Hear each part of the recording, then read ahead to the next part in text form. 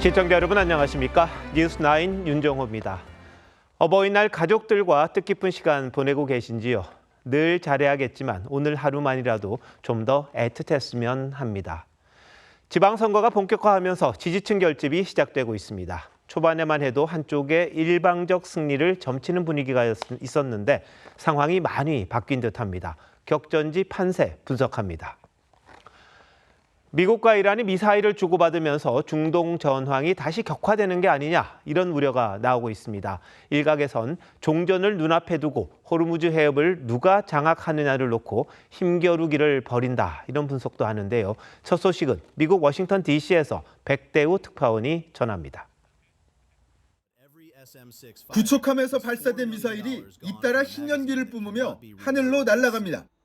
미 중부사령부는 SNS를 통해 이란의 미사일과 드론 기지, 지휘통제센터 등을 타격했다고 밝혔습니다.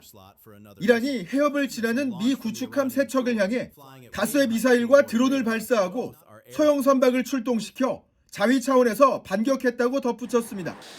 어느 지역을 공격했는지는 밝히지 않았는데 호르무즈 해협 요충지인 캐슘섬의 반만항과 남부 항구 도시 반다르 아바스와 미나브 등의 해군 기지를 공격한 것으로 전해졌습니다. 이란도 해당 지역에서 폭발음이 들렸다며 교전이 있었음을 알렸습니다. تعرض ارتش متجاوز آمریکا به یک نفتکش ایرانی یگانهای معترض دشمن ایران کردند در محدوده تنگه هرمز زیر آتش موشکی قرار گرفتند که پس از تحمل خسارات مجبور به فرار شدند. 트럼프 미국 대통령은 교전을 가리켜 가볍게 툭 친 것이라며 휴전은 계속되고 있다고 말한 것으로 알려졌습니다. 또 협상은 잘 되고 있다면서도 이란이 합의문에 서명하지 않으면 거대한 섬광을 보게 될 것이라고 경고했습니다. 휴전이 깨질 수도 있다는 위협을 무릅쓰고 구축함 3척이 해협에서 교전에 나선 건 이란의 장악력을 무력화시킬 수도 있다는 힘을 보여주면서 종전 합의를 압박하려는 의도로 풀이됩니다. 트럼프 대통령은 휴전 합의 한 달째를 맞아 4시간 뒤쯤 백악관 로즈가든에서 대국민 연설을 합니다. 미국 워싱턴 DC에서 TV조선 백대우입니다. 이란이 호르무즈 해협을 통제하겠다는 욕심은 우방인 중국 선박까지 공격할 정도로 집요했습니다. 미국이 호위하던 프랑스 선박을 공격하는 거야 아무렇지도 않았을 텐데요. 자국 선박이 피격된 프랑스는 핵 항모를 중동으로 급파해 대응에 나섰습니다. 이어서 이정민 기자입니다. 화물선 선수부터 선미까지 검은 연기가 끊임없이 피어오르고 선박에 실린 화물은 처참하게 찌그러졌습니다. 현지 시간 6일 호르무즈 해협을 통과하다 두바이 인근에서 미사일에 맞은 세계 3위 해운사 프랑스 CMA CGM의 산 안토니오호입니다. 선박에 탑승한 선원도 여러 명이 다친 것으로 알려졌습니다. 르파리지행은 이 배가 미국의 해방작전의 일환으로 미 해군 호위를 받고 있던 선박이라고 전했습니다. 자국 선박이 공격받자 프랑스는 핵항모 샤를 드골함을 홍해로 급파했습니다. C'est la direction de la zone. Vous savez, le Charles de Gaulle, il a un rayonnement du fait de ses équipements, des bâtiments qui l'accompagnent, qui lui permettent de contribuer à des missions défensives. C'est d'ailleurs 로이터는 해방작전 첫날인 지난 4일에도 중국 유조선이 아랍에미리트 사크르 인근의 걸프 해역에서 공격받았다고 중국 매체를 인용해 전했습니다. 截至目前，该船只未报告有船员伤亡的情况。霍尔木兹海峡是用于国际航行的海峡，中方对大量船只和船员受战事影响被困海峡深表关切。 우방국 선박까지 공격했던 이란은 석유 수출을 방해한다며 바베이도스 선적의 유조선 오션코이호를 납포했다고 주장했습니다. 이란은 아랍에미리트도 또다시 공격했습니다. UAE 국방부는 SNS를 통해 이란발 드론과 탄도미사일, 순항미사일이 날아와 요격 중이라고 밝혔습니다. TV조선 이정은입니다. 호르무즈 해협에 정박 중이다 폭발과 화재가 발생한 나무호가 두바이 항에 들어왔습니다. 정부 조사단이 선체 감식과 항해 기록 분석에 바로 들어갔는데 멀리서 찍은 영상만으로는 피격 여부를 판단하기가 쉽지 않아 보입니다. 조사가 길어질 가능성이 있어 보이는데요. 정부도 언제 결과를 발표할지 말을 아끼고 있습니다. 김도영 기자의 보도입니다. 우리 시간 오전 8시 20분쯤 중동 최대 수리 조선소인 드라이독 월드 두바이에 나무호가 접안했습니다. 선원으로 보이는 사람들이 갑판 위를 오갑니다. 부두 건너편에서 찍은 영상으로는 뚜렷한 손상 부위가 보이지 않습니다. 정부 조사단과 HMM 측 수리 인력은 오후 3시쯤 선내 조사에 들어갔습니다. 먼저 선원 진술을 듣고 선체 외부를 살핍니다. 선체가 어느 방향으로 찌그러졌는지, 외부 충격 흔적은 없는지, 눈에 잘 띄지 않는 작은 파공은 없는지 확인합니다. 한 포는 20mm, 30mm 그런 포거든요. 2cm, 3cm밖에 안 되는데 이제 외판을 뚫고 들어오면 외판에 흔적이 잘 안 남죠. 기관실 조사도 핵심입니다. 화재 진압 때 이산화탄소가 투입된 만큼 먼저 내부 가스를 빼 2차 사고 위험을 예방합니다. 가스 탐지 같은 거 해보고 가스가 뭐 차 있다든지 하면 그걸 다 제거시키고 그런 거는 사전 탐지를 충분히 하고 할 겁니다. 항해 기록 장치 VDR 분석도 진행됩니다. 항공기 블랙박스 같은 역할을 하는 VDR에는 선원들의 교신 음성과 선박 위치, 속도, 방향 등이 기록됩니다. 사고 당시 움직임을 초 단위로 볼 수 있는 자료입니다. 내부 CCTV와 함께 폭발 직전 상황을 알 수 있는 핵심 단서입니다. 폭발 원인 규명에 들어갔지만 정부는 조사 기간은 밝히지 않았습니다. 외부 충격인지 선박 내부 문제인지 결론까지는 상당한 시간이 걸릴 전망입니다. TV조선 김도영입니다. 이란은 나무호를 자신들이 공격하지 않았다며 국영 방송사의 보도까지 부정했었는데 오늘 국영통신사가 한국 선박을 공격했다고 다시 보도했습니다. 황재영 기자가 왜 이러는지 알아봤습니다. 이란 국영 IRNA 통신이 현지 시간 어제 보도한 실패한 해방작전이란 제목의 기사입니다. 호르무즈 해협에서 이란의 공격 능력에 대한 미국의 인식이 얼마나 조잡하고 불완전했는지 명백해졌다고 했습니다. 그러면서 미군 지원 아래 호르무즈 해협을 통과하려 했던 한국과 프랑스 소속 선박 최소 2척이 피격돼 회항할 수밖에 없었다고 했습니다. 한국 선박의 이름을 언급하진 않았지만 나무호를 가리킨 겁니다. 앞서 이란 국영방송도 한국 선박이 새로운 해상 규칙을 위반해 표적이 됐다고 보도했습니다. 그러자 이란 외교당국은 외부 분석팀의 논평일 뿐이라며 정부의 공식 입장이 아니라고 해명했습니다. 이번 국영통신사 보도에 대해선 아직까지 별다른 입장을 내놓지 않고 있습니다. IRNA는 이란 정부의 외교안보 정책 입장을 대외적으로 전달하는 역할을 해오고 있습니다. 이란은 호르무즈 해협에 갇힌 상선을 빼내는 미국의 작전에 날을 세워왔습니다. فرمانده قرارگاه مرکزی حضرت خاتم الانبیا گفت حامیان آمریکای شرور مراقب باشند و کاری نکنند تا با پشیمانی غیر قابل جبران مواجه شوند. 이란의 분석과 달리 미 NBC는 보복 공격을 우려한 사우디아라비아와 쿠웨이트가 미군 항공기의 자국 영공 사용을 제한해 작전이 중단됐다고 전했습니다. 또 월스트리트 저널은 영공 사용 제한 조치가 풀려 이번 주 안에 작전이 재개될 수 있다고 보도했습니다. TV조선 황재영입니다. 이런 가운데 이란의 호르무즈 해협 봉쇄를 뚫은 첫 유조선이 국내에 도착했습니다. 원유 100만 배럴을 실은 이 유조선은 지난달 위치 추적기를 끄고 해협을 빠져나왔고 나흘 뒤 같은 방법으로 해협을 통과한 또 다른 유조선도 곧 국내에 입항합니다. 임서인 기자입니다. 유조선 5대4호가 물살을 가르며 서산 앞바다를 운항합니다. 예인선 2척이 다가가 계류시설 접안을 돕습니다. 5대4호는 지난달 17일 이란이 호르무즈 해협을 다시 봉쇄하기 직전 해협을 빠져나왔습니다. 아랍에미리트에서 원유 100만 배럴을 실었는데 이는 국내 하루 소비량의 절반 수준입니다. 오는 11일엔 나프타 6만 톤을 실은 싱가포르 선적 내비게이트 맥칼리스터호가 전남 여수항에, 또 12일에는 원유 100만 배럴을 선적한 주주엔호가 울산 온산항에 입항할 예정입니다. 공무항이 회복됐다 이렇게 말하기 조금 무리가 있긴 하지만 지금 이제 정회사들은 수급이 잘 되면 잘 될수록 좋은 상황인 건 맞으니까. 두 선박은 이란의 봉쇄를 뚫기 위해 위치 추적기를 끄고 운항한 것으로 알려졌습니다. 아부다비 석유공사는 같은 방법으로 지난달 모두 4척의 유조선으로 600만 배럴의 원유를 우리나라와 말레이시아 등에 수출했는데 위험수당격인 프리미엄이 배럴당 $20가 붙은 것으로 전해졌습니다. 사우디아라비아 얀부항에서 원유를 실은 한국 선박도 오늘 홍해를 안전하게 통과했습니다. 우회로인 홍해를 이용한 건 이란 전쟁 이후 이번이 4번째입니다. TV조선 임서인입니다. 6.3 지방선거가 26일 앞으로 다가오면서 현장을 누비는 후보들의 발걸음도 분주해졌습니다. 최대 격전지로 꼽히는 서울시장 여야 후보들의 2주간 동선을 분석해봤더니 정원호, 오세훈 두 후보의 차이가 뚜렷했습니다. 이른바 선택과 집중 전략인데요. 김창섭 기자가 자세히 전합니다. 지어진 지 40년 된 서울 강남의 재건축 아파트입니다. 민주당 정원호 후보가 단지를 둘러보고 주민들과 대화를 나눕니다.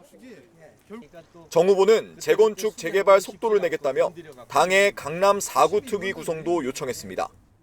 통합심의 과정을 좀 땡겨달라, 그리고 절차를 좀 간소하게 해달라, 이런 부분들은 제 착착개발 공약에 들어있고.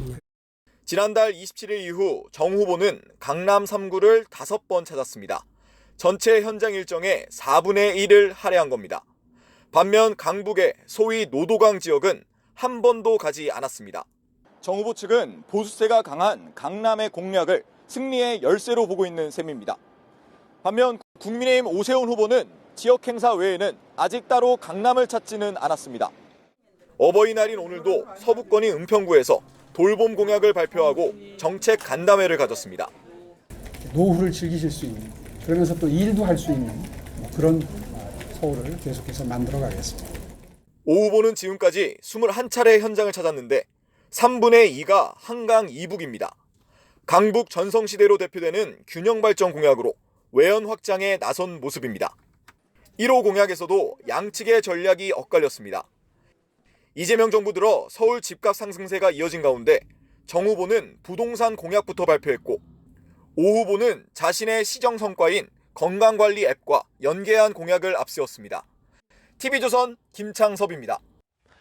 지방선거와 함께 치러지는 국회의원 재보궐선거 14곳 가운데 부산 북구갑은 많은 분들이 관심을 보이는 지역입니다. 결과에 따라 앞으로의 정치 구도에도 큰 영향을 미칠 수밖에 없고 하정우, 박민식, 한동훈 세 후보의 치열한 3파전도 유권자 입장에선 구경거리입니다. 북구갑 시민들은 이번 선거를 어떻게 보고 있는지 고유동 기자가 들어봤습니다. 부산 북구는 민주당 전재수 부산시장 후보가 내리 3선을 지낸 곳입니다. 지금의 선거구가 확정된 지난 총선 때도 민주당이 부산 18개 지역구 가운데 유일하게 수성에 성공했습니다.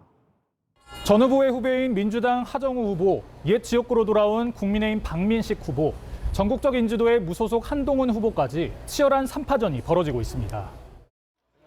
여당 프리미엄과 지역 토박이, 전국적 인지도 등 세 후보의 강점도 다릅니다. 아직 나이도 젊고 또 내가 또 이렇게 지금 현 대통령을 많이 지지하는 길을 알아야 돼. 골목골목. 일 잘했습니다. 일을 너무 잘하고. 뒷바른 소리는 제일 많이 했다. 그 장관 시절에 그걸 쫓아냈으니까. 다만 정치 신인인 하 후보에 대해선 아직 잘 모르겠다는 의견도 있습니다. 그 사람은 알지도 못해요. 이번에 나와서 손 털고 하는 거 보니까는 진실성이 하나도 없어. 박 후보는 낙선 뒤 지역구를 떠났었다는 점을, 한 후보에 대해선 외지 사람 아니냐는 반응도 있습니다. 북구에 한 게 뭐 있는데 지금. 진짜 솔직히 말로 나도 전재수 편이 아닌데 전재수가 이거 다 했다고. 갈고 닦고. 곱살 끼는 것도 아니고 고춧가루 뿌리러 온 건지 집을 얻었다고 하는데 저 집 아니잖아요. 보수 후보 단일화의 필요성에 대해서도 의견이 엇갈립니다. 합쳐야 한 사람이라도 둘 중에 하나는 일어설 거 아닙니까? 안 되지, 무조건 안 되지. 단일화를 왜 해요? 최근 여론조사에서도 보수 단일화 찬반이 팽팽했는데 국민의힘 지지층에선 찬성이 64%로 반대의 23%보다 높았습니다. TV조선 고유동입니다. 이른바 공소 취소 거래설로 친명계를 중심으로 한때 출연 거부 움직임까지 보였던 김어준 씨 유튜브에 민주당 시도지사 후보들이 다시 앞다퉈 출연하고 있습니다. 16개 광역단체장 후보 중 벌써 14명이 나갔다는데 출연 목적이 다른 데 있는 듯도 합니다. 이건 무슨 얘기인지 황정민 기자가 취재했습니다. 김어준 씨가 자신의 방송에 출연한 민주당 전재수 부산시장 후보 유튜브 채널을 홍보합니다. 구독이 후보에게 큰 힘이 됩니다. 제가 이게 어떻게 고마움을 표현해야 될지 모르겠는데. 충청권 후보들은 후원금이 부족하다며 김 씨 방송에서 후원 계좌를 띄워놓기도 합니다. 후원금이 목표액의 20분의 1도 안 들어왔답니다. 위급한 상황입니다. 전화로 안 불러요? 지방선거가 시작된 이후 김 씨 유튜브 방송에 출연한 민주당 광역단체장 후보는 16명 가운데 14명입니다. 각각 대구와 인천에 출마한 김부겸, 박찬대 후보만 출연하지 않았습니다. 최근 한 달 사이 4차례 출연한 한 후보자 측은 자원봉사자가 몰리는 효과까지 있어 안 나갈 수가 없다고 했습니다. 그러면 1억 1,000밖에 아직 안 됐다는 얘기인데 총알이 부족한 상황이고. 지난 3월 김 씨 방송에서 이른바 공소 취소 거래설이 제기된 뒤 여권 내 비토 여론이 커지며 출연 보이콧 움직임도 있었지만 후원금 홍보 효과 등이 있는 걸로 알려지며 분위기가 달라진 겁니다. 지지층에게 소구력이 큰 유튜버 의존 현상은 국민의힘에서도 나타납니다. 자유파 국민으로서 행동하기 시작한 계기, 윤석열 대통령의 123 계엄 아니었습니까? 네, 맞습니다. 정책 대결이 사라진 자리를 유튜브 팬덤이 채우면서 정치 양극화가 더 가속화할 거란 우려도 나옵니다. TV조선 황정민입니다. 민주당이 주도해온 일부 개헌이 결국 무산됐습니다.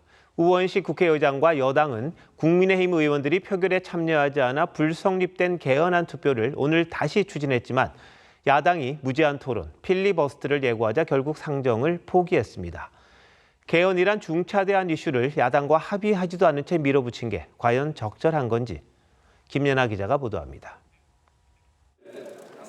우원식 국회의장이 감정이 격해진 듯 의사봉을 강하게 내리칩니다. 개헌안 투표에 불참하는 국민의힘을 향한 성토를 쏟아내는 도중엔 눈물을 훔치기도 했습니다. 정략과 억지 주장을 끌어들여 39년 만에 개헌을 무산시킨 국민의힘에 강력한 유감을 표명하지 않을 수 없습니다. 우 의장과 민주당은 어제 투표 불성립된 개헌안을 다시 처리하려고 했지만 국민의힘은 졸속 처리에 반대한다며 함께 상정된 50개 법안에 필리버스터를 예고했습니다. 모레 출장이 예정된 우 의장은 법안 상정을 포기했습니다. 그리고 올해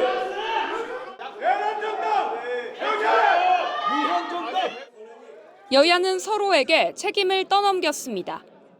선거에서 정략적으로 활용하지 않았나 이런 생각이 들고 정말 안타깝고 규탄한 바입니다. 고약한 프레임을 뒤집어 씌워서 이번 지방선거에서 유리한 고지를 점하려고 했던 저희가 있었던 거 아닙니까? 청와대는 이틀째 개헌안 국민투표 무산에 유감의 뜻을 밝혔습니다. 민주당은 후반기 국회에서 개헌을 재추진할 계획인데 국민의힘도 개헌 자체에 반대하는 건 아니라며 선거 뒤 특위 구성을 제안했습니다.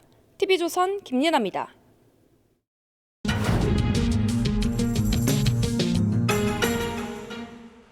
지난달 국민의힘이 한 달 넘게 공천 관련 내홍을 겪으면서 민주당에선 광역단체장 전체를 석권할 수 있다는 기대감이 적지 않았습니다. 하지만 본격 선거전이 시작되면서 접전지로 분류되는 지역들이 늘고 있습니다.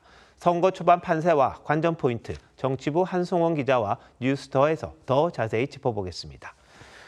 한 기자, 최근 보수 결집이란 말이 자꾸 나옵니다. 실제 지표에서 확인이 됩니까? 네, 지난달과는 분위기가 좀 바뀌었습니다.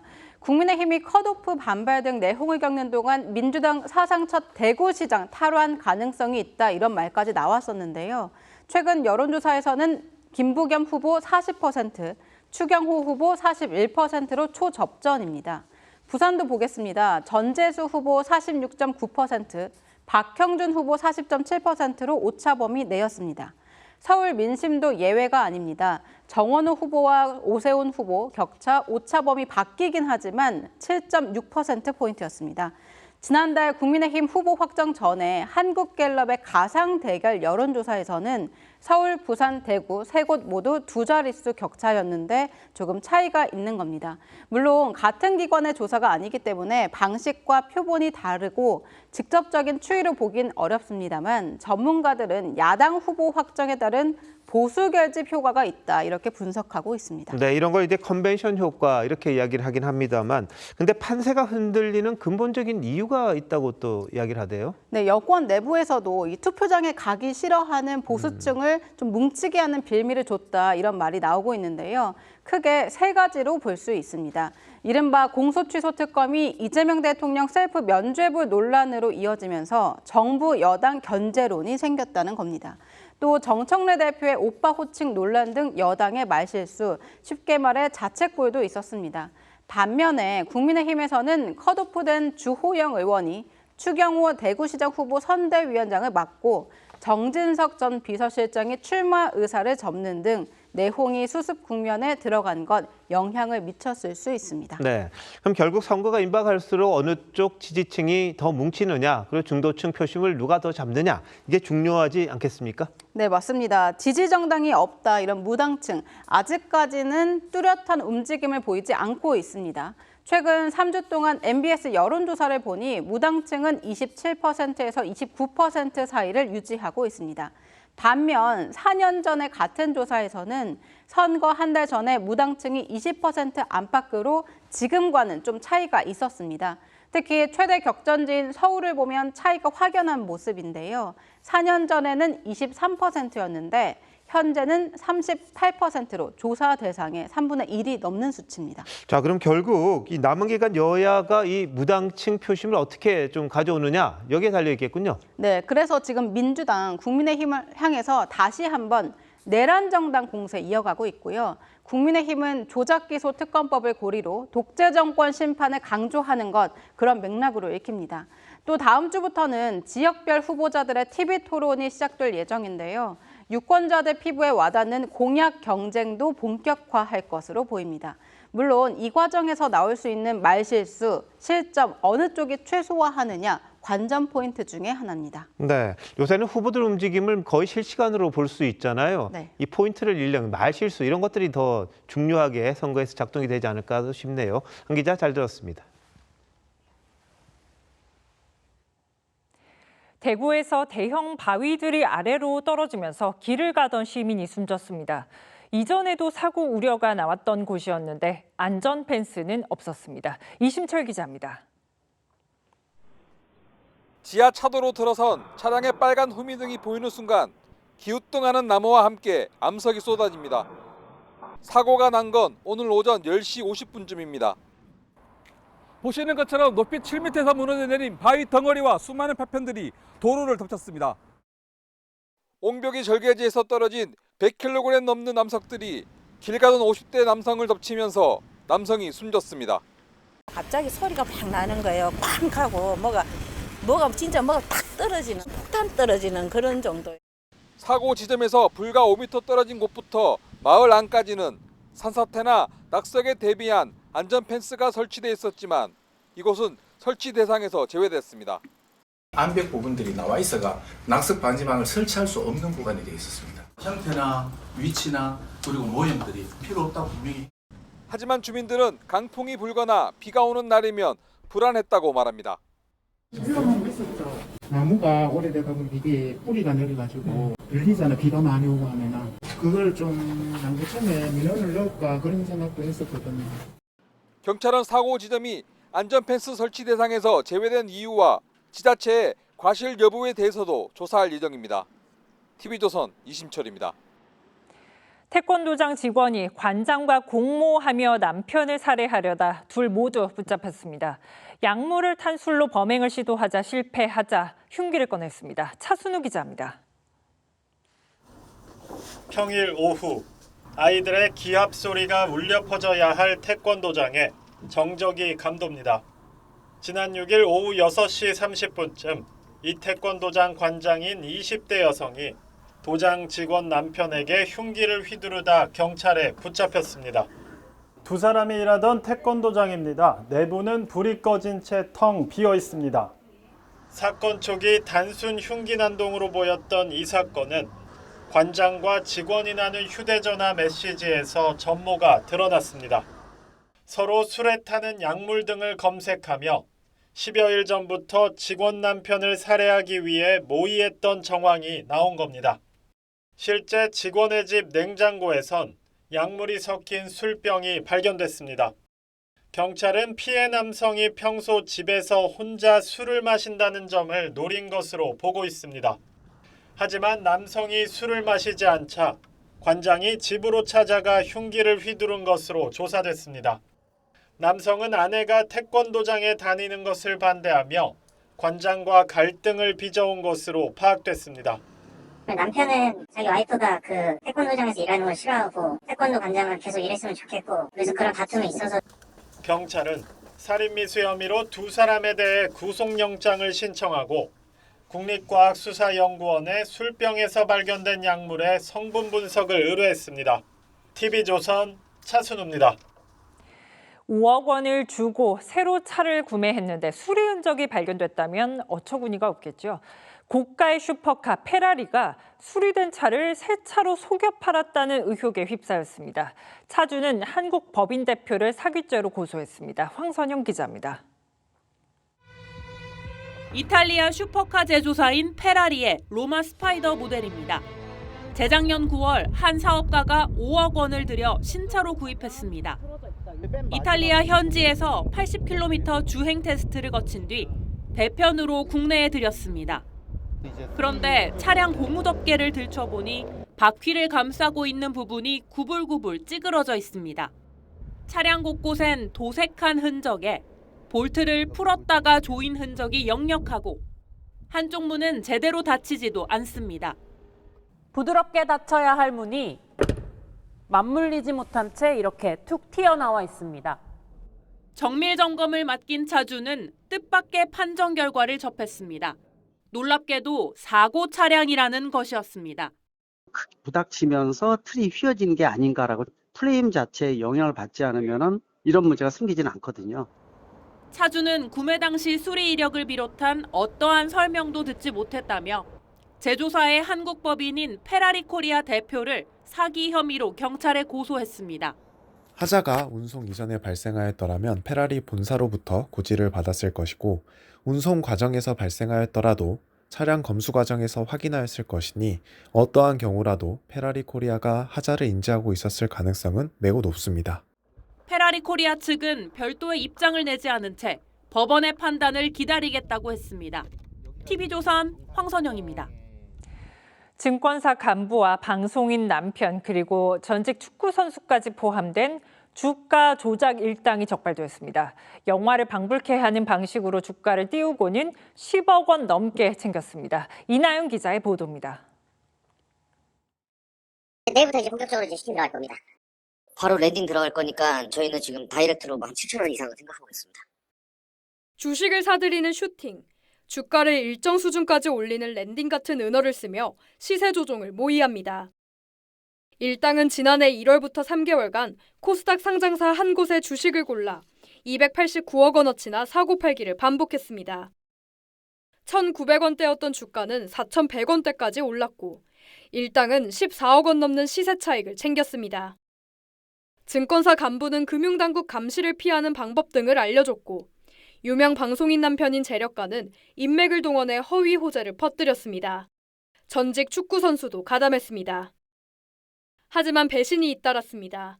한 명이 주식을 팔고 해외로 잠적했고 형벌 감면을 노리고 자수한 사람까지 나오면서 검찰이 수사를 시작했습니다. 도중에 한 명이 이제 배신을 하면서 2025년 3월에 주가가 하한가를 기록하는 일이 발생을 하였고 서울 남부지검은 자본시장법 위반 혐의로 9명을 입건하고 증권사 간부와 방송인 남편 등 3명은 구속 상태로 재판에 넘겼습니다. 검찰은 해외로 출국한 공범 1명을 지명수배하고 추적을 이어가고 있습니다. TV조선 이나영입니다.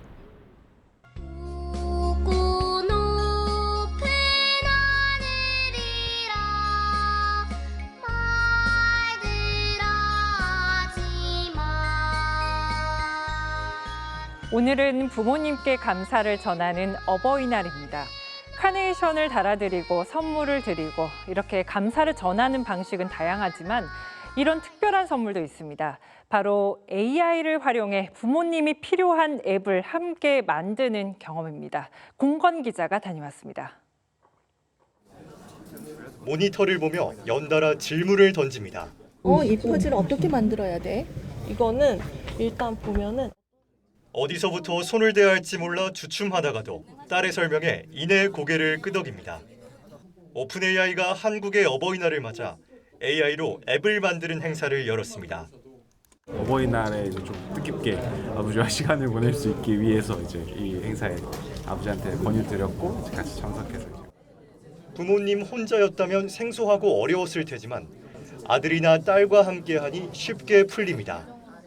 같이 왔으니까 제가 물어보는 멘토가 생겼잖아요. 그래서 물어볼 수 있는 선생님이 함께 있다라는 생각에 조금 부담이 좀 줄어드는 것 같습니다.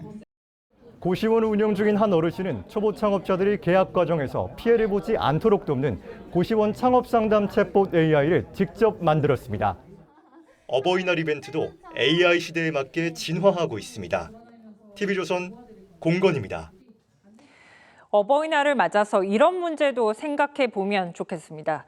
주위에서 나이가 꽤 있으신 70대 어르신들이 일터를 떠나지 못하는 경우를 많이 볼 수 있습니다.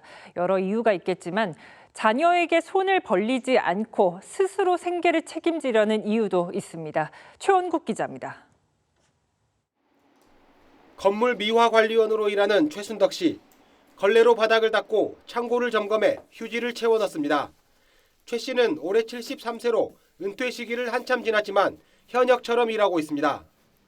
일할 수 있다는 게 굉장히 좋은 거죠. 자녀들한테도 피해 안 끼치고 짐이 안 되고 건강에 허락하는 날까지는 하고 싶어요.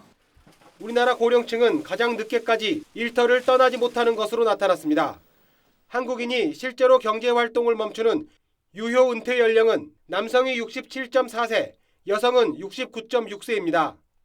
OECD 평균 수준인 덴마크 등보다 남성은 2.7세, 여성은 무려 6세나 높습니다. 법적 정년 60세를 한참 더 지나서까지 일을 한다는 뜻입니다.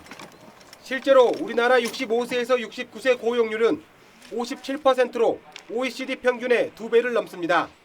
하지만 이 같은 황혼 노동이 안정적인 소득과 연결되지는 않습니다. 대부분 단기직이나 일용직에 머무는 경우가 많기 때문입니다. 고령층 빈곤율은 약 40%로 OECD 최고 수준입니다. 전문가들은 양질의 일자리가 가장 시급하다고 입을 모읍니다. 복지성으로 나눠주는 일자리가 아닌 좀 일자리를 얻게 되면 상당 기간 유지할 수 있는 일자리 질을 좀 개선하는. 황혼 노동이 고단한 굴레가 아닌 당당한 자아 실현이 되려면 맞춤형 재취업 교육과 공공 일자리 제공 등 다양한 접근 방식이 필요하다는 지적입니다. TV조선 최원국입니다. 2023년 해병대원 순직 사건 당시에 지휘부가 법적 책임을 져야 한다는 판단이 나왔습니다. 1심 재판부는 임성근 전 사단장이 안전주의 의무를 다하지 않았다며 징역 3년을 선고했습니다. 조윤정 기자입니다. 임성근 전 해병대 1사단장은 줄곧 수중 수색을 지시한 적 없다며 해병 순직 사건 책임을 부인해왔습니다. 수중으로 들어가라는 수색을 하지도 않는 저에게 또 작전 통제권이 없는 저에게는 법적으로는 책임이 없는 것으로 저는 그렇게 알고 있습니다. 하지만 1심 법원은 임 전 사단장의 업무상 과실치사 혐의를 유죄로 판단하고 징역 3년을 선고했습니다. 지난 2023년 7월 경북 예천군 수해 현장에서 실종자 수색 작전 중 해병대원이 순직한 뒤 2년 10개월 만입니다. 재판부는 임 전 사단장이 수변으로 내려가 찔러보며 찾으라고 언급하며 적극적이고 공세적인 수색을 반복 지시했다고 봤습니다. 또 수중 수색을 알면서도 안전장비를 지급하지 않는 등 업무상 의무를 다하지 않았다고 했습니다. 당시 작전 통제권이 육군으로 이관됐지만 이를 따르지 않고 계속 작전 지휘권을 행사한 혐의도 유죄로 인정했습니다. 유족은 처벌이 가볍다며 울분을 토했습니다. 아들의 희생에 대한 책임이 이렇게 가볍다면 어느 부모가 안심하고 자식을 군에 보내겠습니까? 재판부는 함께 기소된 여단장과 대대장 등에 대해서도 실형을 선고하고 법정 구속했습니다. TV조선 조윤정입니다. 서울 전역이 최악의 전월세 난에 시달리고 있습니다. 서울 외곽 지역에서 300만 원이 넘는 월세 계약이 잇따르고 있고 강남은 전세 보증금이 수억 원씩 오르고 있습니다. 이낙원 기자가 취재했습니다. 1,100세대가 넘는 서울 노원구의 한 신축 아파트 단지.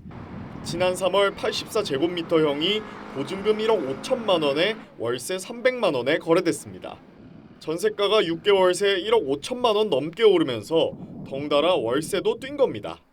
지금은 전세 매물은 전체 단지를 통틀어 한 개뿐이고 월세는 아예 없습니다. 2억이 넘게 다 올랐죠. 저희들은 손님들한테 그냥 2년 더 살아라 그래요. 주인이 들어온다는 얘기 안 하면 그냥 살아라. 올해 1분기 마포와 용산, 성동구를 제외한 강북 11개구에서 월세 300만 원이 넘는 계약은 158건으로 1년 전보다 80% 가까이 늘었습니다. 고가의 월세 계약이 일명 마용성에서 동대문과 성북, 노원 등 서울 외곽 지역으로까지 퍼지고 있는 겁니다. 전세가 대비 월세 상승률도 강북이 강남을 앞서고 있습니다.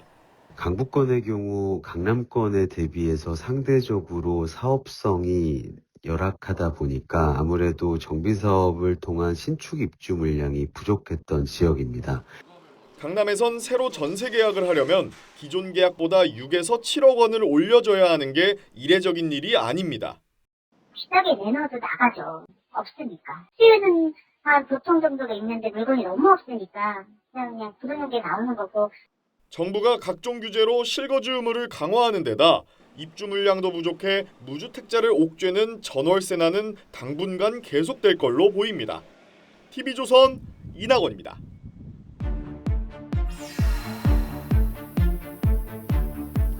주식으로 돈을 벌어도 무주택자는 결국 집을 산다는 연구 결과가 나왔습니다.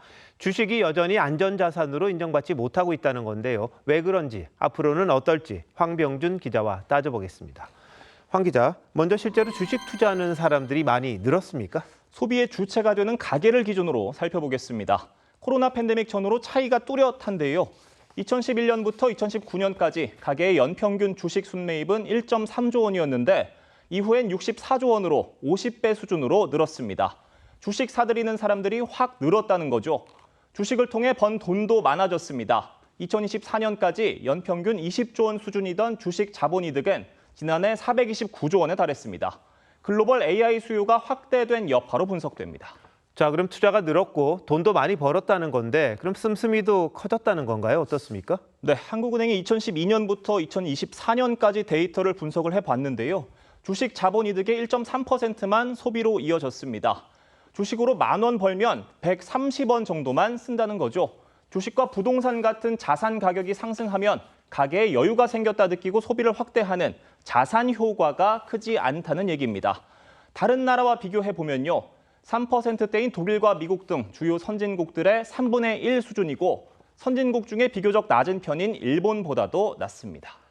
주식으로 돈을 버는데 그럼 쓰지 않는다 이런 뜻이네요. 왜 그렇습니까? 보고서는 우리나라 주식 시장은 기대 수익이 낮고 변동성이 높아서 주가 상승에 따른 이익을 영구적 소득 증가로 인식하지 못하기 때문이라고 분석했습니다. 쉽게 말해서 주식으로 번 돈은 언제든 사라질 수가 있어서 자산으로 못 본다는 건데요. 결국 그 돈 어디로 갈까? 안전자산인 부동산으로 흘러간다는 게 한국은행 보고서의 분석입니다.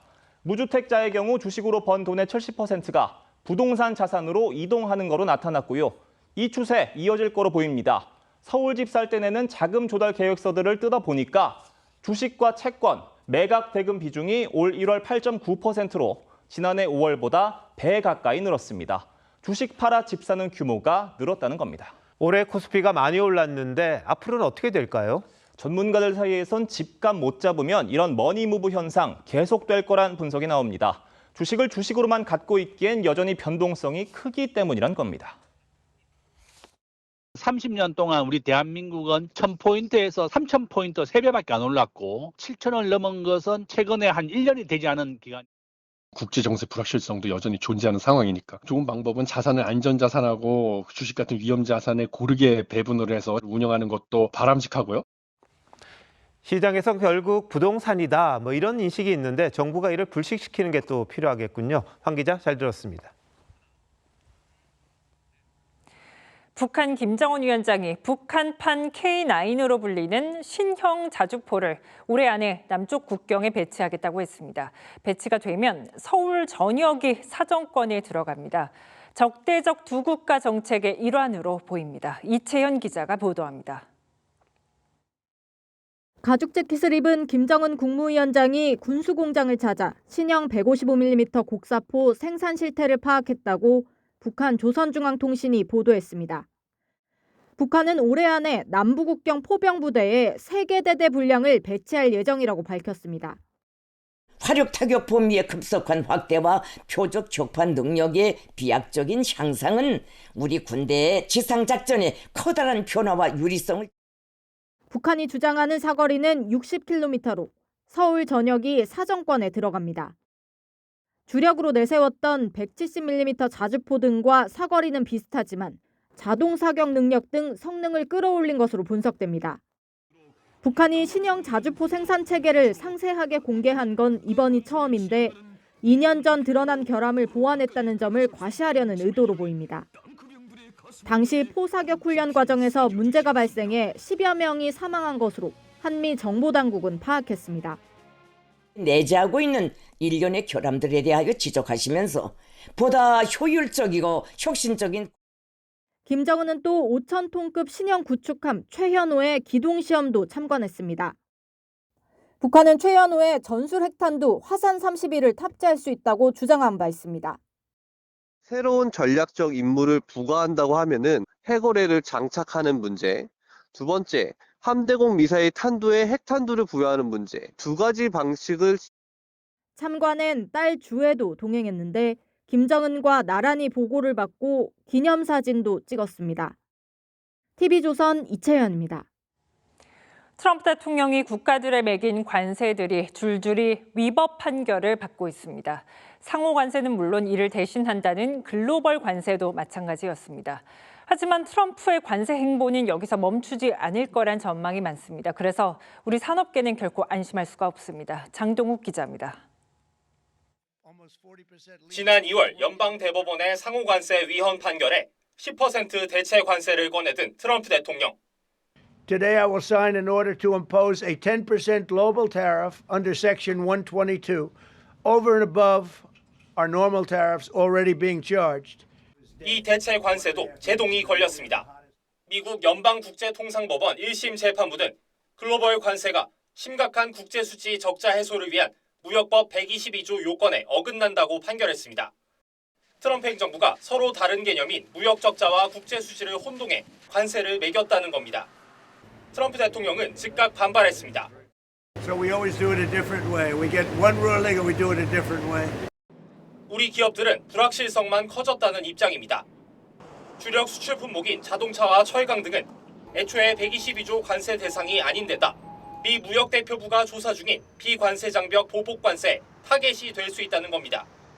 무역법 301조에선 불공정 무역 관행을 저지른 상대국에 무기한 관세를 매길 수 있는데 쿠팡 사태와 망 사용료 이슈 등이 자주 거론되는 상황입니다.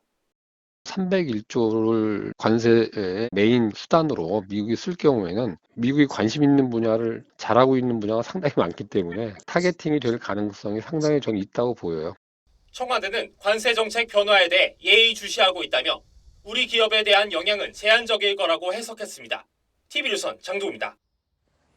그동안 일본에 있었던 조선의 왕세자 순종의 친필 현판이 국내로 왔습니다.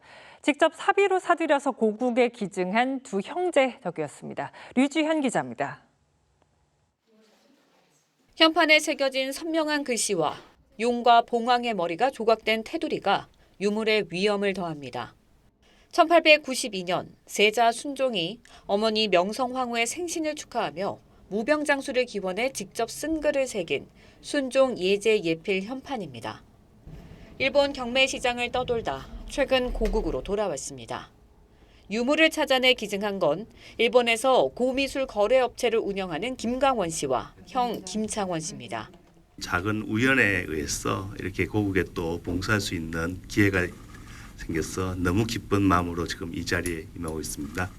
함께 돌아온 백자 청화 이진검 묘지는 조선 후기 문신 이진검의 행적을 담은 10장의 백자판으로 당대 최고의 명필로 꼽히는 이광사가 아버지를 향한 지극한 효심을 담아 직접 썼습니다.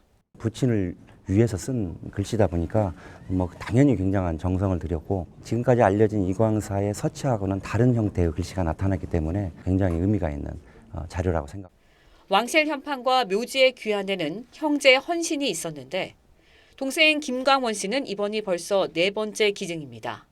우리 민족의 정체성과 관련된 있는 유물이 해외에 있다고 하면 그것은 반환을 하는 것이 우리의 문화적 정체성을 회복하는 길이라고. 국가유산청은 환수된 유물을 보존 연구할 계획입니다. TV조선 류주현입니다.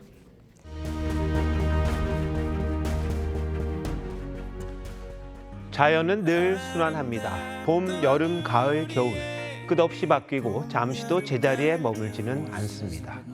고대 그리스의 철학자 헤라클레이토스는 만물은 흐른다고도 했습니다.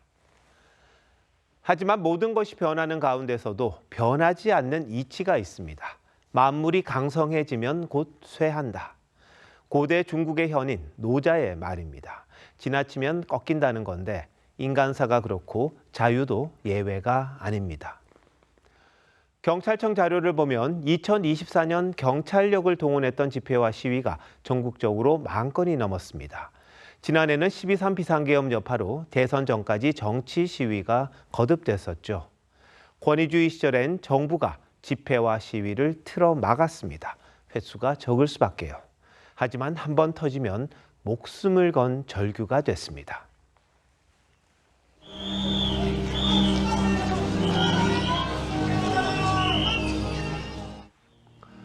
(1970년) 청계천 평화시장, 근로기준법을 지키라던 전태일 열사는 생명을 내놨습니다. 다른 숨진 이들도 많았습니다. 하지만 1987년 민주화 이후 집회와 시위는 특별하지 않았습니다. 민주사회의 일상이 됐죠. 문제는 과잉 일대입니다. 주말은 물론이고 평일 출퇴근길까지 서울 광화문 일대 차로 절반을 막는 집회가 빈번합니다. 소음도 심각합니다. 헬리콥터 이착륙대 정도인 최대 107데시벨까지 나온 적도 있답니다. 사회적 갈등 비용이 매년 233조 원 발생한다는 연구 결과도 나왔는데 2023년 명목 GDP의 10%를 넘어섰습니다. 민주주의는 원래 시끄럽습니다. 조용하다면 누군가가 입을 막을 경우겠죠. 그래서 집회와 시위의 자유 반드시 지켜야 합니다. 그러나 전제는 있어야 할 겁니다. 나의 자유는 남의 자유가 시작되는 곳에서 멈춘다. 이런 말이 있습니다.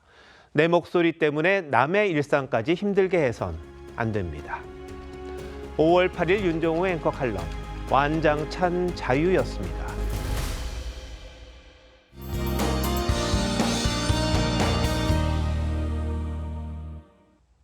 어버이날인 오늘 맑고 청명한 날씨가 이어졌는데요. 주말 내내 맑고 따뜻한 날씨가 이어져 봄날들이 즐기기 좋겠습니다. 모레 일요일에는 낮 기온이 25도까지 오르며 초여름 같은 날씨가 이어지겠고요.